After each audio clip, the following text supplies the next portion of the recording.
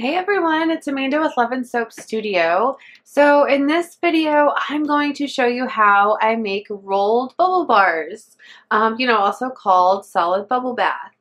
And this recipe that I'm using is from my new book, Fun in the Tub, so I'll post a link for you. But it creates, I just kind of wanted to show you, it creates these nice hard solid bubble baths or rolled bars. So super hard. I know one problem that a lot of people have making these rolled bars is that they never dry.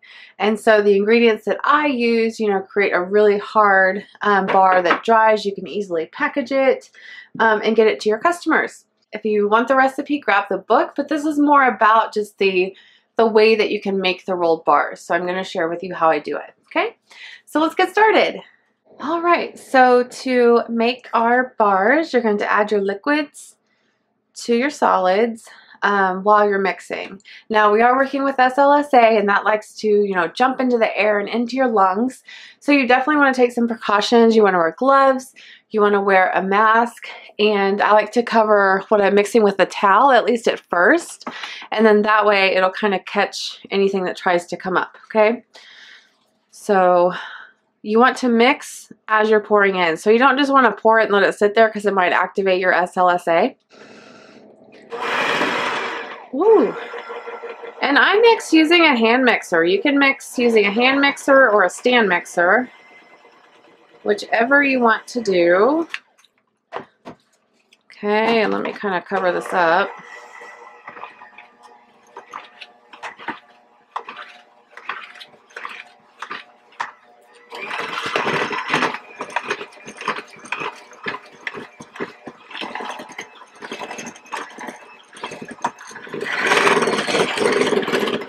Alright, so after a certain point, it's not going to come up in the air anymore, so I think we're fine.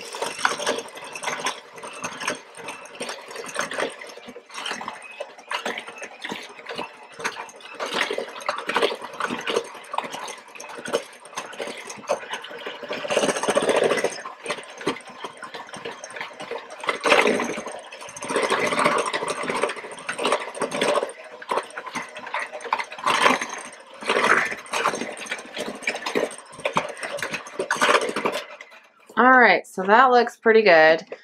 Now you might be thinking, that doesn't look like a dough. How on earth do you roll that? But I'll show you what happens. So first of all, let me just mention, I use fine SLSA. A lot of people that make bubble bars use coarse SLSA, so that's perfectly fine. But if you do use the coarse SLSA, you're going to need to reduce the liquid, and I like to recommend that you reduce it to half and then add a little bit at a time until you get the right consistency. You can't add the full amount that I have in my recipes for fine SLSA, or it will activate your coarse SLSA. So hopefully that makes sense. But just looking at this, it kind of looks crumbly. So to test it, to make sure that we're going to get a nice dough out of it, just grab some and kind of squish it together. Okay, and you should have like a nice dough consistency. If you don't, if it's too hard and if it's really crumbly, then go ahead and add some more liquid. You could add liquid glycerin.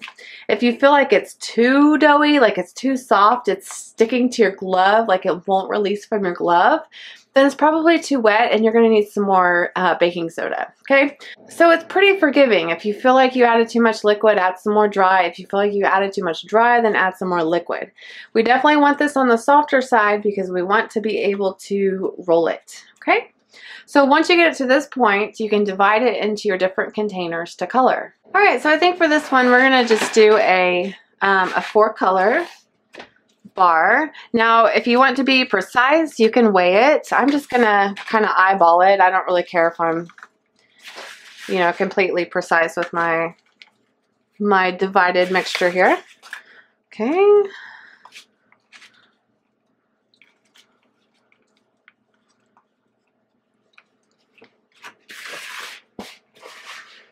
Now you can do a rolled bar with 2 colors, 3 colors, however many colors you want. Totally up to you.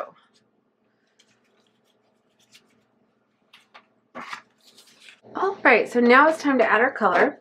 So I'm going to actually leave one white, and then I've got some yellow lake And, you know, especially if you're selling, make sure you're using cosmetic approved colorants. So this is a certified lake. And it's just powder. I don't disperse it or anything, or, you know, pre-mix it with anything. I'm using a purple mica, and then I'm using some pink mica. And again, with mica, you definitely want to have that polysorbate 80. If you don't, then it might cling to your bathtub. And I like to start out with about an 1/8 teaspoon. Mix it up, see what it looks like, and then what you see is what you get with colors. So if you want it to be darker, then add a little bit more color until you're getting the color that you like, okay? All right, so let's go ahead and mix these up. And I use my mixer. And it's going to kind of break it up into clumps again, and that's okay because we're just going to knead it back like bread dough.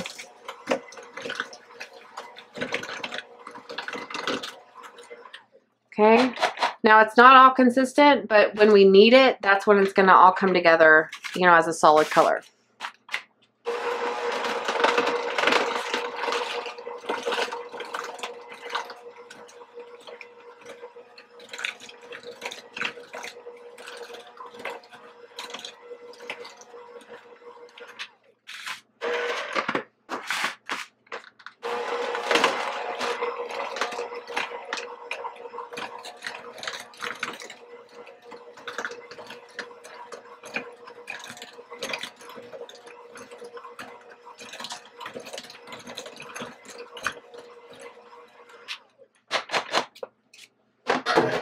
All right, so I'm gonna just start with the white and just knead it until it turns into a nice soft dough.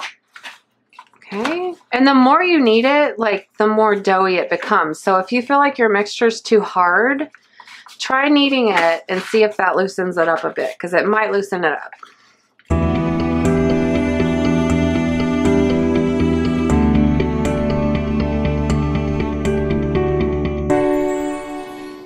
All right.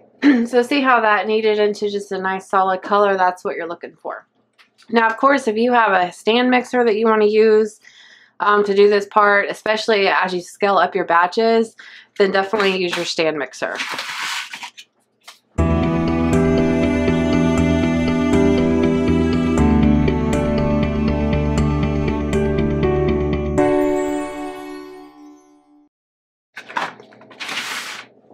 All right, so now all of our doughs are mixed. They're solid in color and they're ready to go. So again, if you have a stand mixer, go ahead and whip that out and use it, and it'll make this process a lot faster. So now let's prepare our workstation so that we can roll them. All right, so now we're ready to roll our bubble bars or solid bubble bath. So go ahead and lay down a piece of wax paper and dust it with like some tapioca starch or some cornstarch, arrowroot powder, whatever you have. That's going to help it prevent it from sticking, okay? And then figure out what order you want your bars to go in, you know, the layers of your bars. So I think I want to go white, yellow, pink, and then purple. So to each color, kind of flatten it out and kind of form a rough rectangle. It doesn't have to be perfect or even a square. Now I do have some cracking and I'm okay with that. If you're not okay with that, then you're going to need to add some more liquid. However, just be aware that if you know, the more liquid you add, the longer you're going to have to let your bars dry. So it's just kind of a balance as to what you're okay with. I'm okay with a little cracking. I think it kind of makes it look like a bubble bar, but that's just me. So go ahead and lay that down and then repeat that for each color and just stack them on top of each other.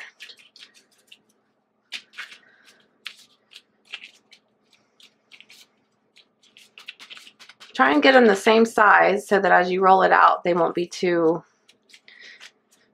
different. All right, so we'll go white, yellow, pink, purple. How about that? It doesn't really matter, but if you have a preference.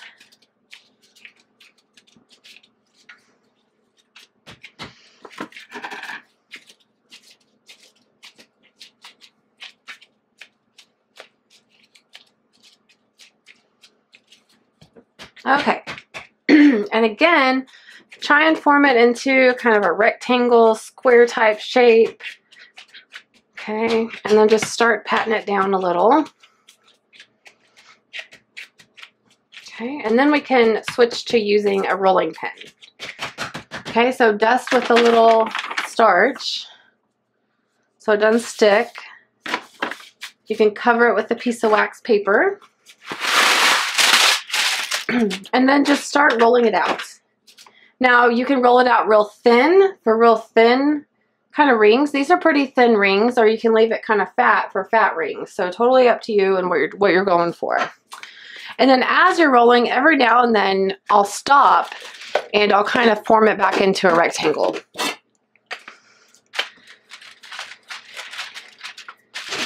If you feel like you need to press it down a little, go ahead.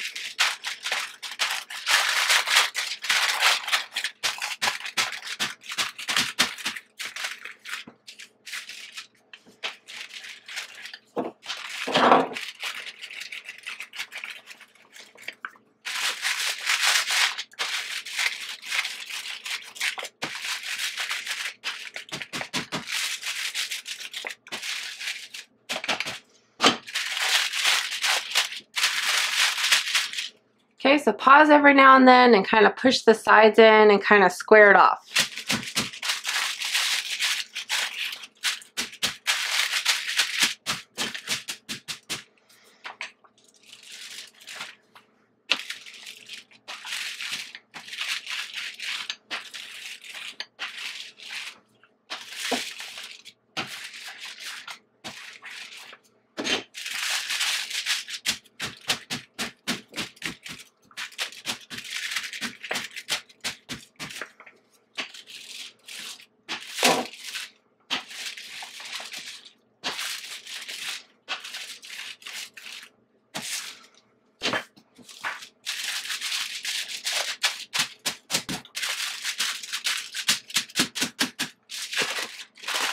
All right, when you get it to the thickness that you want, you can start rolling it. And again, I've got these cracks just because my mixture is a little dry. I probably could have added a little more liquid, but I really like to try and minimize the liquid so that it's not drying as much. So totally up to you, okay? So go ahead and make one straight edge by cutting off some of the mixture, and I'll show you what you can do with this mixture in just a minute. Certainly don't throw it away or anything. Now, if you dusted with starch, especially on the bottom, as you roll it, it might not stick to itself because it's so dusty. So I like to spray it with some alcohol. And then as you're rolling, it wets it so that it sticks to itself. Okay. So let me try and do this where you can see it. Now you can roll it out thinner. You could have left it a little thicker. Totally whatever you wanted to do. So just like rolling a Swiss roll dessert, just kind of start turning it in on itself. And it's very important that as you do that, you're pushing really hard so that it's really compressing it. If you don't push hard, you're going to get some bars that have, you know, like open rings. So really take the time to push it, compress it, make it nice and tight.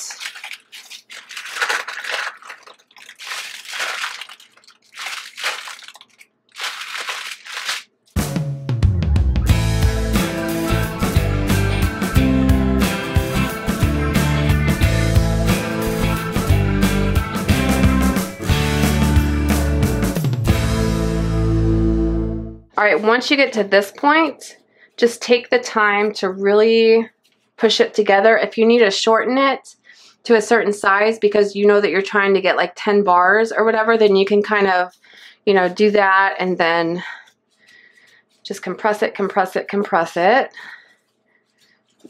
Okay. And you'll kind of find your own, you know, flow and way of doing it. So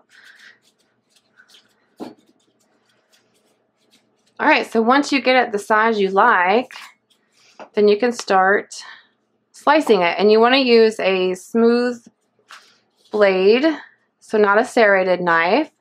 Okay, and then you can even use a little ruler to mark it off. You know, you can do inches, you can do 1.5 inches, pretty much whatever size you want to do. All right, so I'll do about 1 inch. And if it comes apart like that, no big deal. We'll just push it back together, and I'll show you kind of a trick here.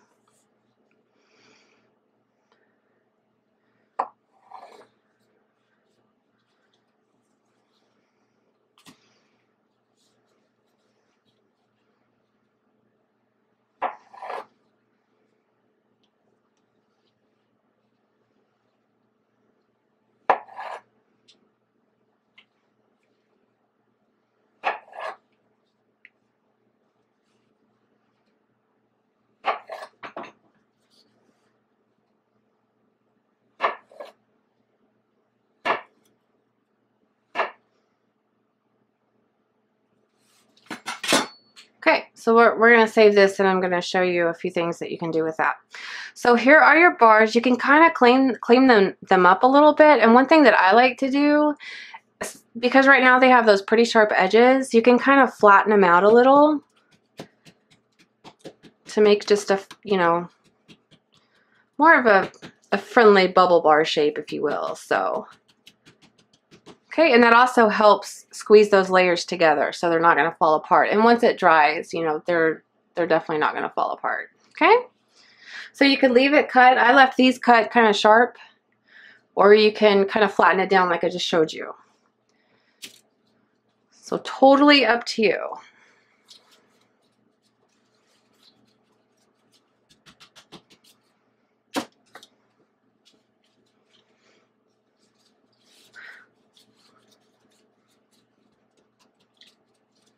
Okay. Again, if you want a more wet mixture, go ahead and add more liquid. They're just going to have to take longer to dry, and that's okay, just depending on, you know, the finished result that you're wanting.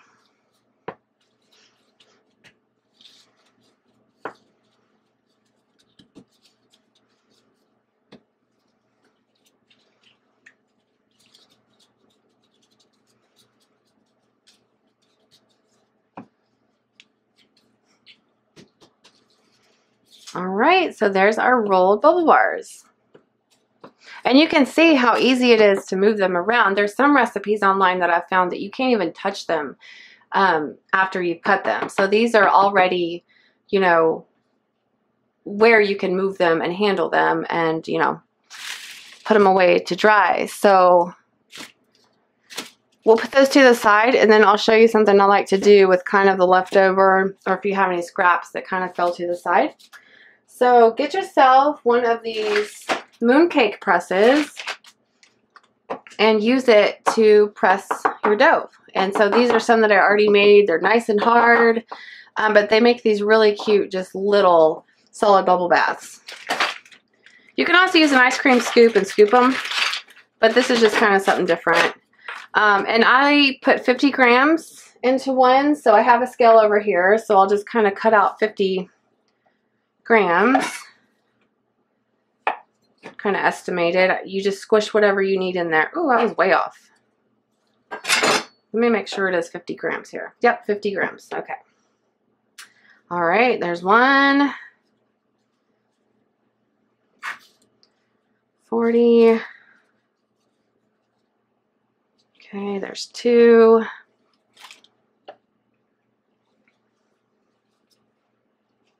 3.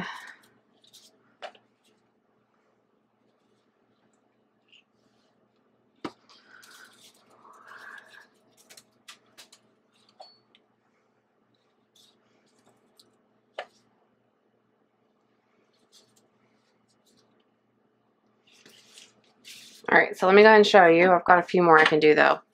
But go ahead and smush that 50 grams of dough into your mooncake press. And if your dough's sticky, you are going to need to dust the mold a little bit with some starch.